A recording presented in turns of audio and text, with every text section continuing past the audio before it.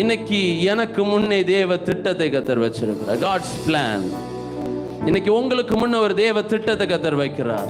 தேவனுடைய திட்டத்துல நாம் இருக்கும்போது பல காரியங்கள் வந்தாலும் சரி, எத்தனை காரியங்கள், எத்தனை ஈட்டிகள் நமக்கு நேராய் குறி வைக்கப்பட்டாலும் சரி, எல்லா அம்புகளுக்கும் தப்பு வைக்கிற அந்த அபிஷேகம், அந்த தேவ மகிமை, அந்த தேவ திட்டம் நம்மை பாதுகாத்து கொண்டே இருக்கும்.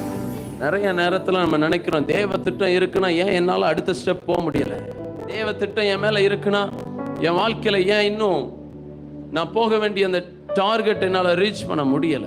என்னிடத்துல எந்த பழுதும் இல்லையே, அப்புறம் ஏன் என் வாழ்க்கையில என் திட்டத்துக்கு நேராய் நான் நகர முடியவில்லை?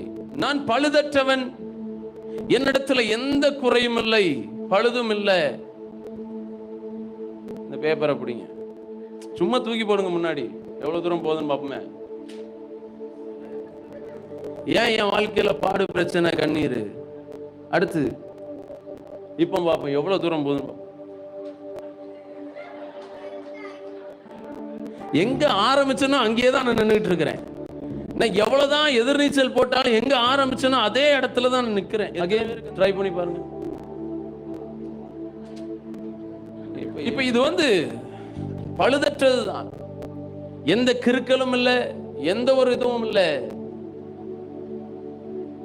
சில நேரத்துல இப்படி இருக்கிறதுனாலேயே தேவ திட்டம் அடையவே முடியாது. சில நேரத்தில் ஆண்டவர் பிழிந்து எடுக்கிறார். சில நேரத்துல மனுஷங்களால துப்பப்படுகிறோம், அசிங்கப்படுத்தப்படுகிறோம். நல்லா போட்டு எல்லா சூழ்நிலைகள் நம்மை நெருக்குகிறது, எல்லா பிரச்சனை பாடுகள் நம்மை நெருக்குகிறது. சில நேரத்துல கீழே போட்டு மனுஷர்களால் மிதிக்கப்படுகிறோம். எவ்வளோ முடியுமோ அவ்வளோ தூக்கும் கீழே, எவ்வளோ முடியுமோ அவ்வளோ தூக்கும். எல்லாரும் சேர்ந்து என்னை நெருக்கிறார்கள். எல்லாம் நெருக்குது, எல்லாம் போராடுது, எல்லாம் எனக்கு சூழ்நிலையை முடிச்சிருச்சு. நான் இப்படி இருக்கிறேனே, உடைந்து போயிருக்கிறேன். என்னுடைய ரூபமே, என்னுடைய தோற்றமே மாறிடுச்சு. என்னுடைய வாழ்க்கையின் ஓட்டங்கள் மாறிவிட்டது. இந்த நிலைமைக்கு வந்துட்டேன். எவ்வளவு நல்லா இருந்தேன், இப்ப இப்படி இருக்கிறேனே. நான் கிடையாது, எந்த நபர் போட்டாரு இப்ப அதே நபர் தெரியுமோ. இப்ப இவ்வளவு தூரம் ஸ்டேஜே கிராஸ் பண்ணாத ஒரு பேப்பர், அதே பேப்பர் தான், அதே பேப்பர்.